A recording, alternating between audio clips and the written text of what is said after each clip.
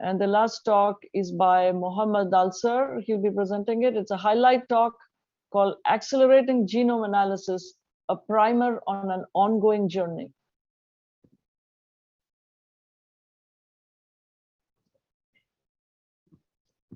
Thank you so much. I hope everyone can see the slides and can see me. Yes, we can see you, we can hear you, everything good. All right, great.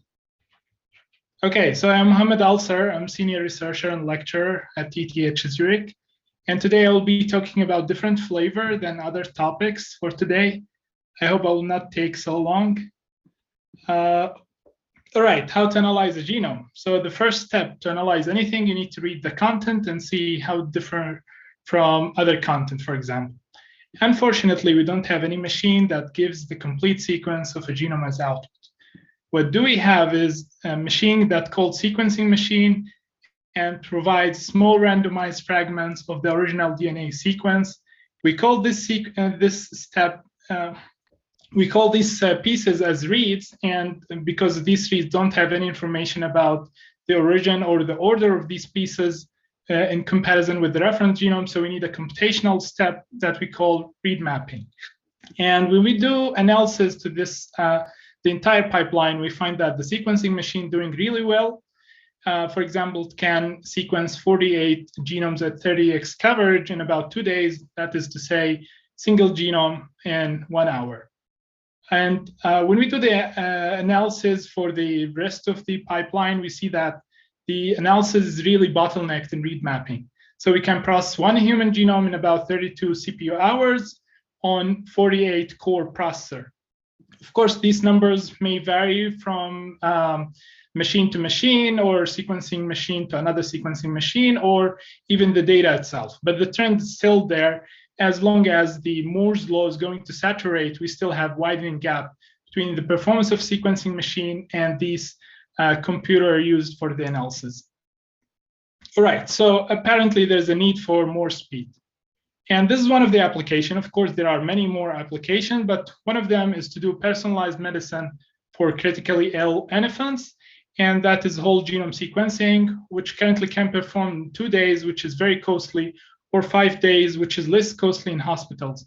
And many studies show that whole genome sequencing for critically ill infants can really avoid morbidity and reduces both the cost and the length of hospital stay.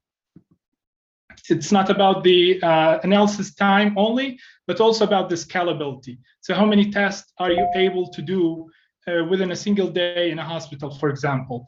And for example, here, a real example from UK that they are going to do whole genome sequencing for all seriously ill children that were admitted to the hospital starting from 2019, which we are very late to, for example, to accelerate these and make it really scalable and very fast, such that we can use it in a typical day in a typical hospital for a large number of children. This is another example, very recent one, where we did population scale microbiome profiling for 60 cities. And there are another example that were done for the subways in New York City, for example. So you can see the trend. In 5 years, we did it for 60 cities. In another 5 years, going to be done for the entire world, for example. So there's a huge need for having a real scalable genome analysis. And it's not about the comparison with the sequencer. Even if we outpace the sequencer performance, we still need to do it even for the offline data. So the sequencing is done once, but this huge data is going to store somewhere in publicly available database. And then there's a need to do reiterate the analysis, for example, for different studies and so on. And there is a lot of examples I can say about where we need really very fast genome analysis to do for such a huge data. All right, so what makes read mapping a bottleneck? To know this bottleneck, we can somehow solve or at least alleviate these problems. The first one, there's a tsunami of sequencing data. And you can see the trend where we increase the number of sequencing data over the years. And read mapping is really the very first step to do the analysis after base calling, so that all these huge data will be processed by read mapping. So we can see the amount of data will be processed by this step. The second thing is that we're really using specialized machine for sequencing, which is very fast because it's really dedicated to do one single step or one computation very efficiently. However, for the analysis, we are using general purpose machine for doing all kind of computation that we can do in this machine. So it's not dedicated for the analysis, and that's why it's slow. So unless we really have specialized, dedicated machine for the analysis, we are always going to lose the game in a comparison with the sequencing machine. The third thing, because we are using traditional compute systems, so we are going to move the data from the sequencer to the storage, to the main memory, to different level of caches, all the way to the processor. And these traditional computers, we call it compute-centric, because all the data need to move to the processor rather than providing some computation capabilities around different components of this system. And just as a tip, a single memory request where we are fetching the data from the main memory to the processor consumes more than 160x more energy compared to performing an addition operation at the processor. And that makes really the data movement dominates performance, which makes it a major system energy bottleneck, accounting for more than 40% of the total energy is just spent on data movement. There's no computation involved yet. When we do analysis for the execution time, and this is very obvious to the entire community, more than 60% of the time is just spent in sequence alignment, which is the dynamic programming step, which is very hard to parallelize due to the data dependencies between the cells of the dynamic programming table. And there is also large search space for mapping location. So for every read, we're going to search the entire reference genome, trying to find a few mapping locations that may lead to a good alignment. And that makes it very inefficient, even when we are using techniques like indexing or chaining and so on. So obviously we need intelligent algorithms that can understand the hardware, and we need intelligent architecture that are designed for the algorithm such that we can handle data very well. And this is what we are trying to survey in our paper. We find a large number of algorithms try to optimize one or more steps in read mapping, including indexing, seeding, pre-alignment filtering, and sequence alignment. And what are we going to focus next is about the hardware acceleration part. So in our group at Safari Research Group at ETH Zurich, so we are trying to design very specialized architecture just for genome analysis. And we started from having specialized pre-alignment filtering, which is a step that is located between the seeding and the sequence alignment. Try to reduce the workload for sequence alignment. Try to find very efficiently where are the sequences that do not match together, and try to filter them out such that we quickly filter most of them and we keep some of them for the sequence alignment. And there are a few examples about them. And remember that all the source code, the architecture itself is publicly available in our GitHub Safari Research Group. So these are dedicated hardware using GPU and FPGA. And we move further, we try to reduce the data movement between the main memory and these accelerators such that we do the computation inside the main memory itself. You don't need to move it outside or fetch it such that you can save a lot of the energy just caused by the data movement. And we have a few examples of that. We also design something dedicated for sequence alignment. We call it GenASM. That is very recent work. And I'm going very fast through this work soon. So the first one is specialized hardware for pre-alignment filtering, and we call it SneakySnal, that is published in Bioinformatics. So the key observation in this work is that correct alignment is a sequence of non-overlapping long matches. So we try to find these long matches, which are the matches that has the highest score in the dynamic programming table. And we find that approximate edit distance calculation is very similar to a problem we have it in hardware design called single net routing problem. This is the VLSI chip. And when we dissect this chip, we can find some component and some legs around the chip. And the problem becomes that this snake wants to travel through this maze all the way to a point outside this maze. And we try to choose straight lines whenever we face an obstacle, such as this component inside the chip. We try to detour, find another straight line, for example, here, keep straight until we find an obstacle, detour, and so on. And the number of obstacles you find along this path represent a lower bound on the edit between the sequences used to build this maze. So more details in the paper. However, because the algorithm we designed is very simple, then we can gain a huge acceleration by building it in FPGA, for example, or GPU. And we did both of them, an FPGA implementation and GPU implementation. And apparently the acceleration results were significant, such that you can notice an order to 2 orders of magnitude acceleration compared to EDLib, Parasail, and KSW2 in Minimap2.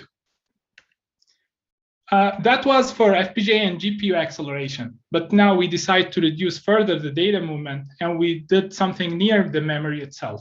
So in this work, which was published in IEEE Micro a month ago, so with the problem we faced that read mapping is heavily bottlenecked by data movement from the main memory, and the solution is to perform read mapping near where data resides, which is near memory itself. So we want to reduce the data movement between the main memory and the accelerator as much as possible.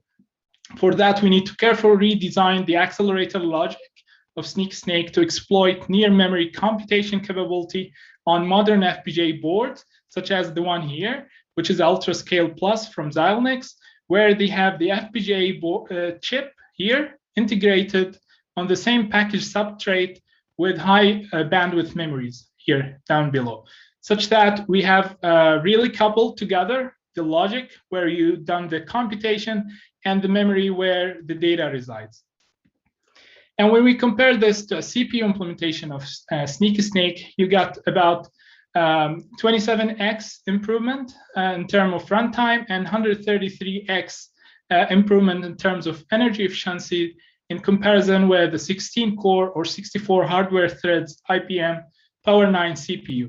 You can see, for example, the blue one where we use normal FPGA that doesn't have high bandwidth memories. So you can see where you can scale the number of processing units that can fit into the FPGA because you have higher bandwidth now, so you can really scale well with the number of problems that you can solve in parallel. Now for the sequence alignment itself, that was for pre-alignment filtering, which is SneakySnake. Now for a sequence alignment, which is an important in almost all pipelines used in genome analysis, including metagenomics, for example, where you do alignment-based profiling. So we did the near memory GenASM, and our goal was to accelerate approximate string matching problem by designing a fast and flexible framework, which can accelerate multiple steps of genome analysis. And we have 3 key ideas. The first one is to exploit, again, the high memory bandwidth and the logic layer that is located in 3D stacked memory, where you have multiple memory layers stacked vertically on top of each other. And we have a single logic layer where you can do computation inside the memory package. And the second one, we changed an old algorithm that was proposed in 1992, which was an algorithm for approximate string matching that can do fast and simple bitwise operation, which makes it suitable for hardware acceleration. However, this algorithm was limited, and we have to do some changes and extend the capabilities of this algorithm such that supports now long reads, support traceback, and it's hardly parallelizable such that you can divide one problem into many sub-problems. And the third key idea we did is to co-design, again, the algorithm along with the hardware. So we really need a hardware-aware algorithm and hardware that can understand the algorithm and implement it efficiently. And the key results, we did 3 use cases: sequence alignment, pre-alignment filtering, and edit distance calculation, where we don't need traceback. So you can see the acceleration and the energy efficiency results were really significant, even in comparison with Minimap2 or other hardware accelerations such as Darwin and GenAX. More details in the paper. So how about the adoption of hardware accelerators in genome analysis? So as you can see, the results were significant in terms of energy efficiency and speed up, but why we are not using them? So the first one was to use these hardware accelerators, not necessarily ours, but as a concept, was Illumina, which was using FPGA boards, which called DRAG, to accelerate some of the analysis. NVIDIA also has its own GPU cards that are dedicated to accelerate some parts of the genome analysis. And the results were significant in comparison with the CPU. However, we are still suffering from data movement. So computing is still bottlenecked by data movement, as we need to move the data from the sequencer itself to different components of the compute system, as we are still using traditional computers. Adoption challenges of hardware accelerators. Of course, we have many challenges that may limit or prevent us from using these accelerators in the current time. The first thing is that we really need to accelerate the entire read mapping process rather than individual steps. So accelerating one of the steps is important, may provide speed up, but according to Amdahl law, that is still limited. And without implementing the entire thing on a single chip, we are still having data movement between multiple GPU cards or multiple FPGA cards. We need to reduce the high amount of data movement, and that requires, for example, working directly on compressed data. So doing data compression is very beneficial. However, to decompress the data and then start doing the computation may contribute to the total execution time. Another example could be filtering out unlikely reused data at the very first component of the system. For example, if you are going to know that a read may not map to the given reference genome, so it might be wise to filter out that read at the storage side rather than waiting to the main memory to fetch that read to the main memory and then multiple level of caches all the way to the processor. So by designing a dedicated hardware at the storage side or even inside the sequencer to filter out these data for special cases might provide greater benefits than the rest of the system. These hardware accelerators need to be flexible such that they can support wide range of parameters. For example, the K-mer length, the edit distance value, and so on. These hardware accelerators normally have a fundamental problem that you need to hard code most of the design component, such that may prevent the flexibility, but it also can be solved using a careful design, for example. We need to adapt data formats for hardware accelerators or build a new one. For example, FASTQ, where we encode the data using single byte or 2 bytes and so on. When we move this data to the hardware accelerator, it might be very inefficient because what we need only 2 bits to encode ACGT or 4 bits, for example, if you want more representative data such as protein and such, or the biased bases, for example. And for that, we really need a new file format just dedicated for hardware accelerators or in general, because I don't see any benefits of having the existing FASTQ files, because anyway, even if it's human readable, nobody's going to read the entire file, for example. And we do have some examples from San Diego, for example, University of California, the 2-bit formats, but they are not widely adapted or used currently in the bioinformatics area. And of course, to adopt these hardware accelerators, we need to maintain the accuracy. Accuracy is very important here. Speed up is not the only metric, but using heuristic to gain more speed up might be questionable. That's not to say the hardware cost, the long development life cycle for FPGA platform, especially when we are talking about life-threatening applications. Again, I'm going to revisit this slide very fast. And as I said, there was no machine to give the complete sequence of a genome. But what if we have one? What if we have a sequencing machine that can read the entire genome without providing reads? Is read mapping still going to be there? Are all these hardware accelerators going to be used and so on? The answer, in my opinion, is very simple, yes, because even if we are providing the entire genome, we still need to compare it with other genomes. That is whole genome alignment or metagenomics, pangenomics, and so on. So most of these techniques used in read mapping are going to be there, even the hardware accelerators, because we are still need indexing and chaining and most of these techniques proposed in read mapping. So that is an open question, how and where to enable fast, accurate, cheap, privacy-preserving, and exabyte scale analysis of genomic data. We still don't know where is the best place to place one component or hardware accelerators. the things we design for storage might not be suitable for memory or might not be suitable for other application in genome analysis. So more details are presented in the paper. I invite everyone to read it. And this is another recent paper from our group was published this week in Genome Biology about read mapping. So you are welcome to read it. I invite everyone to check the details. And these are more lectures and videos, some papers to read for you. And we are going to share the slides on our research group soon after the talk. And thank you so much for the organizers. Sorry if I take more time, and I'm happy to take any question if the time allows.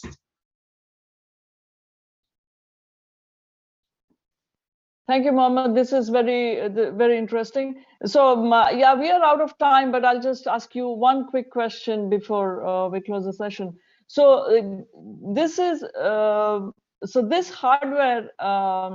Pardon my naivete. I'm probably naive in these things.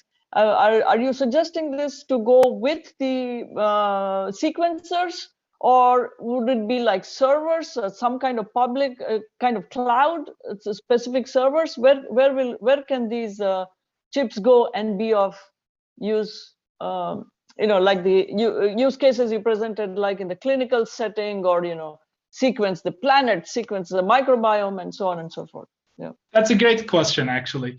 And I envision it as both solution because, as I said, sequencing is done once, but the analysis may be done multiple times, right, for the same data. So the data might be stored in a database for everyone, and then you want to do metagenomics, so you download all the available reference genome, then you try to do some analysis, or you try to get the reads and try to do pangenomic study and so on. So we need the analysis at the sequencer for whenever we do a real-time analysis, for example, and we need it also as a part of a cluster or a part of a chip that is dedicated to analyze the data in a very fast setup. So both solution, I would say, they are viable for its own use cases. And we do have a lot of examples from machine learning, artificial intelligence, even self-driving cars. They have their own dedicated hardware built only for that function. So why not having a dedicated hardware for genome analysis, even at small lab setup? Right. Especially if you build a very customized single chip that can do the entire read mapping, then everyone can have access to these, hopefully. Yeah, great. Thank you, Mohammed. We are sort of out of time, and if you don't mind, if you can answer the questions that are in the Q&A. And with this, we end this session. Thank you. Yeah. And thank you, everybody. And I will pass this on to Fabio or Gianma or the others. Thank you. Thank you, Lakshmi. Thanks to all the speakers for today. And